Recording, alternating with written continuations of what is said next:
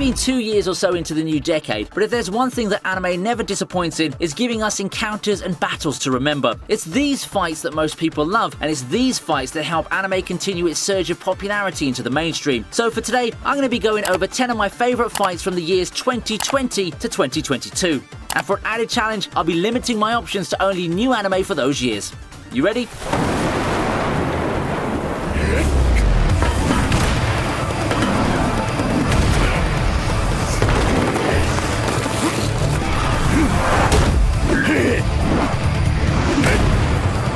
Akudama Drive was the surprise of the season. It's high-octane action with a flash of sci-fi edginess and mayhem. The chaos is quite fitting, considering the state of the world in those parts of 2020. It felt like it was yesterday when anime fans were getting dazzled by the action and intensity of this original anime. It shines in how it revels in the craziness, and this fight is a shining example of that. The two characters brawl in a game center, blitzing through the place and delivering furious blows to one another. You see a lot of wild moments like structures being thrown and no-holds-barred beatdowns, all in a span of just 2 minutes. The whole thing feels more like a dance where the two are having the time of their lives. Overall, it's a nice fight that more or less captures the essence of what Akudama Drive is. Akudama Drive is no way represented by fights alone, but it's this kind of frantic action and vintage feel that really helped it stand out amongst its peers in the fall of 2020.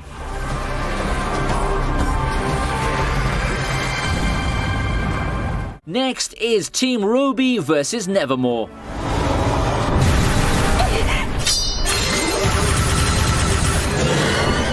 Here's something from a new show on the block. It's been a few episodes and I think the Ice Queendom has generally left a good impression on me. I really love major fights that showcase team dynamics, and this one is an early example of that. As a standalone fight, it's pretty good. It does a good job of letting the characters play their roles in the team while they're working together, defeating the enemy using their combined strengths. It does feel extra satisfying to see the battle end in their victory. It's quite a nice fight, and it could be a good way to get people to check out Ice Queendom. It could be recency bias that made me put this up here, but I do think the Ice Queendom has been a satisfying anime version of the popular series so far. It's good to watch as a standalone, but I think it's even better to watch as a fan who can do some comparing and contrasting between the original and this one.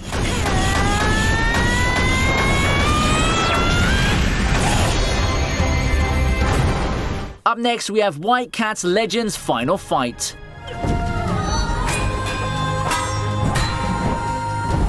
Yes, it's been a while since I talked about Chinese anime, but we have a great one here. White Cat Legend is a pretty fun and underrated show that aired during the early part of 2020. It unsurprisingly went under the radar like a lot of other non-Japanese shows, but it's got some epic fights like this one right here. For this fight, I just love how smooth and sleek everything looked. The transitions just seem so seamless, and it's quite creative in its approach in animation. I also like the pacing of the fight, how the characters shift from armed combat to hand and then right back, all while more and more things get added to the fight to keep things from becoming redundant. It may not be the special effects fiesta that studios like Ufotable may have gotten used to, but in terms of honest, effort-filled animation, this one's definitely right up there. A good finale for an underrated show.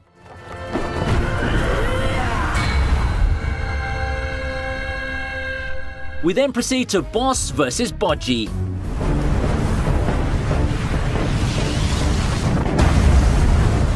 Talk about David versus Goliath. We've come to know Ranking of Kings as a story of an underdog rising to the top, but no fight in the series exemplifies that concept as blatantly as this, and it also does a damn good job of showcasing part of why people have come to love Ranking of Kings. Bigger isn't exactly better when you've got someone like Budgie, whose claim to fame is his amazing speed and agility. The fight itself may not be some insane Sakuga fest, but I really love how it makes the audience feel like they're part of it. The camera angles and movement really capture what it's like to be Budgie, trying to scale this titanic opponent in order to deliver the finishing blow. It's a fight that takes the audience along for the ride, and I really love how that further enhances what's already been a good fight. Don't let the shortness of this fight, I mean it's just a little over a minute, fool you, because it's a minute or two of some of the best fight directing we've seen in the past 2 years or so.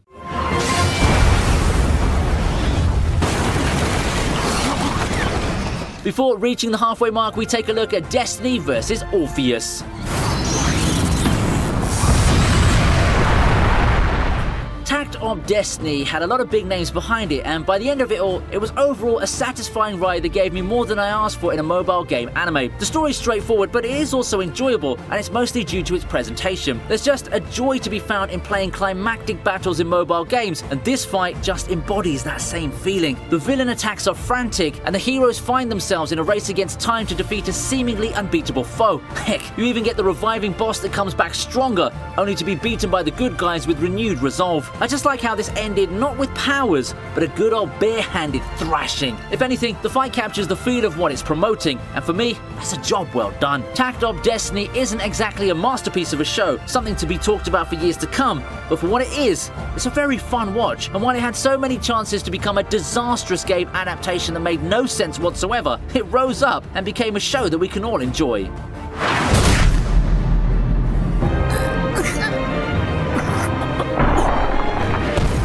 Oh, and if you're enjoying this video so far and somehow aren't subscribed yet, then what are you waiting for? Go hit that subscribe button and make the team's day. It won't take long, and you can even ring the bell to be the next in line for our next video. Alright, that's enough of this break. Time to watch more exciting fights. Since we talked about Takt Op already, how about something quite similar in feel? Here's Vivi with its astounding Vivi vs Hugo fight.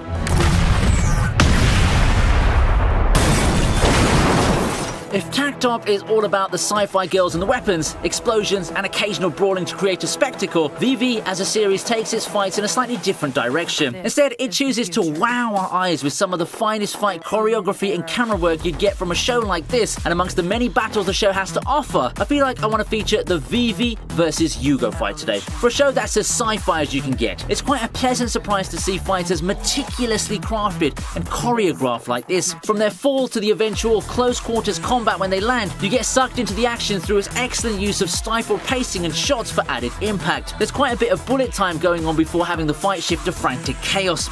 Overall, I think the Vivi is a show that people get into not because of the action, but when they do get into it, fights like these are nice offers to give the show a little something extra. What if you want to find a show with fights as its main feature? God of High School it is then. Ironically, people have been saying that the people behind God of High School focus too much on the fights to the detriment of everything else. I'm inclined to agree, so when it comes to seeing the encounters between some of the toughest tournament competitors, they better not disappoint. Thankfully, Jin vs Devi didn't disappoint in the slightest. This is, in my opinion, a fight that's emblematic of what God of High School has to offer. It's got the old-fashioned brawling, it's got the integration of real-world martial arts into its technique, and it caps everything off with anime powers integrated in its over-the-top stances. Oh, and some great flashbacks to give a chance for some reversal and add some spice to characters in between the moves too. It pretty much is the quintessential style for anime fights that feature a lot of martial arts influence. I liked it back when it was being done in the 90s. I liked it when the style became prominent in the 2000s, and even in the present, it still holds up pretty well.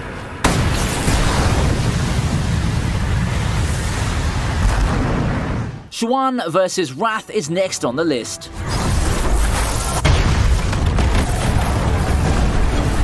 Remember back when I was talking a lot about Fog Hill? You don't?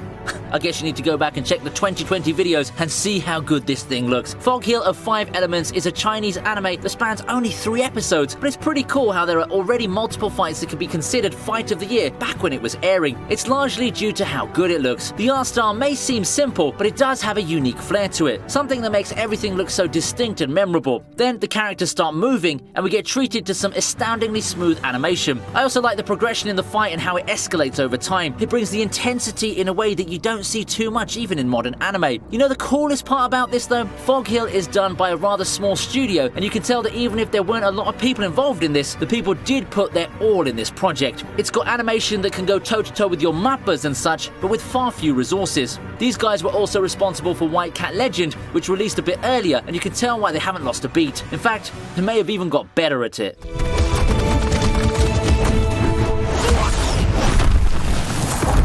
Team Rudius vs Orsted shows us what Mushoku Tensei can do with its fights. People don't immediately think of intense fights when they think of Mushoku Tensei. They could think of its influence in the isekai scene. They could think of the controversies. They could even think of how it's probably one of the most complete isekai shows out there with amazing world building. But this fight proves that in the action department, it could hang with the big boys. Fights serve a lot of purposes. Sometimes they serve as the climax of an arc or a way to build character. At times, they just serve to let the animation team flex their might. And at times, they serve to up the ante to build an unstoppable villain like what this one did for Orsted. Even after knowing the result of the fight, the whole sequence was still a joy to watch. With high impact cuts and excellent voice acting as each member of Team Rudeus falls, this scene really brought the novel scene to life. While it's not as directly immersive as the Ranking of Kings fight, it still does a pretty good job helping the audience connect with what's happening and the huge pinch Team Rudeus is in. This fight did do a lot of things right. It showed our heroes in the most precarious positions they've been in. It showed us how overpowered Orsted is, and it added an extra layer of tension to the whole plot. Seeing Rudeus almost dying was a sight I bet you didn't expect to see now, did you?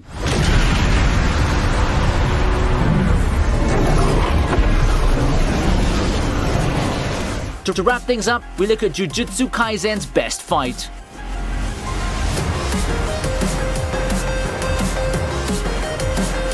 This fight is no stranger to anime fans who've been watching the hottest shows of late, and that's because it's just that awesome. Yuji and Todo vs Hanami simply shows the best that Jujutsu Kaisen has to offer. Fast-paced fights, a good showcase of powers, some good back and forth that makes a fight very unpredictable, and great utilization of the 2-on-1 scenario. The animators got their work cut out for them in helping this fight transition from manga to anime, and they passed the test with flying colors. This is a fight that takes us through a lot of twists and turns while letting both Yuji and Todo shine. Another good thing about this fight is how Gojo comes to end it with a breathtaking finisher.